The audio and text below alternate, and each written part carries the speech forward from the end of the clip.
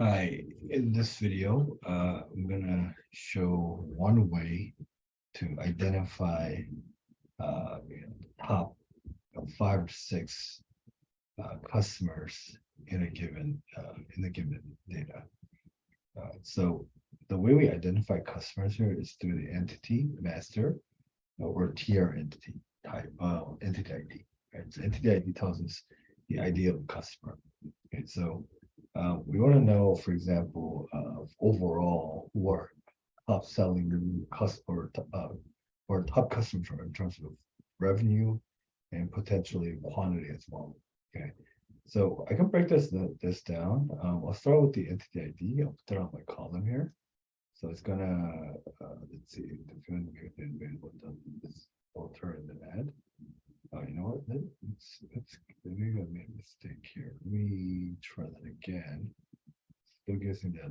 Let's not add that. Let's add in the measures first and then see if it have an easier time filtering some of these things out. So I want to look at the TR quantity and TR subtotal. Okay, so I'm going to look at let's see, TR quantity. And this is how much a customer's bought, right? So it's broken down. This is overall for everybody. Okay, so let's say in the last 5 years of the data, I want to break this down by customers. So now I'm going to do it by tier, the ID. Let's do filter and add. Select from list. Let's say all. Say okay. So this is all of the different entity IDs that are purchased from me or from our company. I could also add in if I add in the quantity, sorry, the subtotal, it'll just aggregate all of the purchases or in terms of the revenues. So that's another type we can do here. So, this has a lot of values. Okay, you can keep going, there's a lot, and there's some customers that have bought a lot more.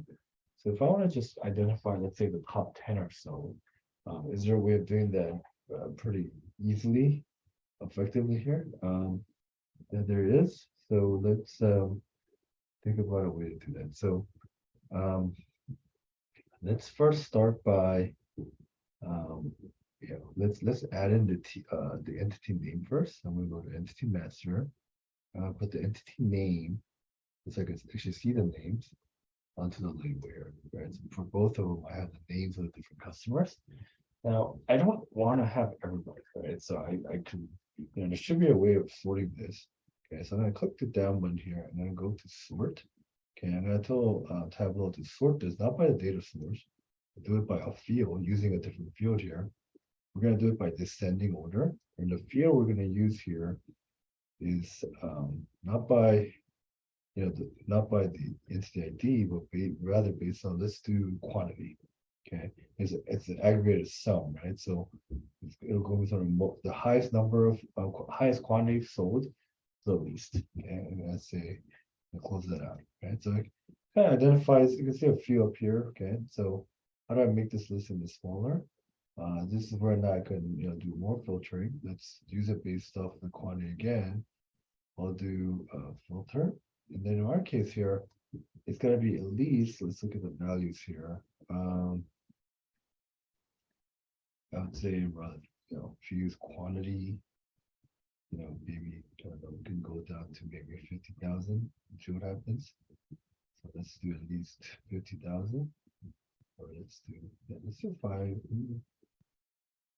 Let's try 5 million for a second, or 9 million. Let's see what happens. Okay, I'm organizing these, and that's probably a little too much still. So I'm gonna keep filtering. So I'm gonna edit filter. Let's do roughly 10 million. 20 million. Now I have the 1, 2, 3, 4, 5, 6, the top 8. I can make this even smaller, right? To get like the top, 5 or 6. And so this is one way to figure out the top customers that we have in terms of the volume, in terms of the quantity, or the subtotal. You can kind of see they're lined up. Right? Okay. So this is another example of how to put this type of visualization together. Okay. Thanks for watching.